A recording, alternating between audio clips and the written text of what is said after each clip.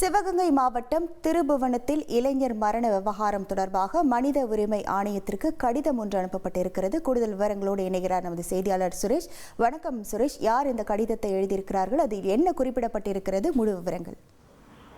வணக்கம். அதாவது சிவகங்கை மாவட்டம் மானாமதுரையில் காவல்துறையினருடைய விசாரணைக்கு அழைத்து செல்லப்பட்ட அஜித்குமார் என்ற இளைஞர் உயிரிழந்தது தொடர்பாக இன்றைக்கு தமிழ்நாடு மாநில மனித உரிமை ஆணையத்திற்கு வழக்கறிஞர் மைக்கேல் ஸ்டானிஸ் பிரபு என்பவர் ஒரு கடிதம் அனுப்பியிருக்கிறார். அந்த கடிதத்துல இந்த இளைஞர் மரணமடைந்த விவகாரம் தொடர்பாக தமிழ்நாடு மாநில மனித உரிமை ஆணையம் தாமாக முன் வழக்கை விசாரணைக்கு எடுத்துக்கொள்ள வேண்டும் என்று அந்த கடிதத்தில் அவர் கோரிக்கை விடுத்திருக்கிறார். மேலும் அந்த மரண விவகாரத்தில் இளைஞர் அஜித் மரண விவகாரத்தில் உண்மைகள் மூடி மறைக்கப்பட்டிருக்க காரணத்தினால் அதை கண்டறியதுக்கு விசாரணை நடத்தப்பட வேண்டியிருக்கிறது. அந்த விசாரணையை மனித உரிமை ஆணையம் மேற்கொள்ள வேண்டும் என்ற ஒரு கோரிக்கையும் அந்த கடிதத்தில் அவர் முன்வைத்திருக்கிறார்.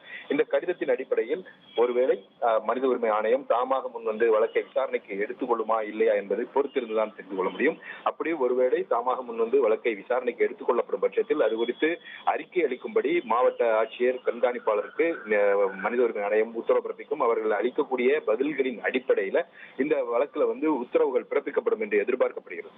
உங்கள் விவரங்களுக்கு நன்றி சுரேஷ். ட்ரெண்டை ஃப்ரெண்ட் ஆக்கிக்கோங்க. 2.5 கோடிக்கும் அதிகமான தந்தி டிவியின் சப்ஸ்கிரைபர்ஸ் அண்ட் ஃபாலோவர்ஸ் குடும்பத்துல நீங்களும் இணையுங்க.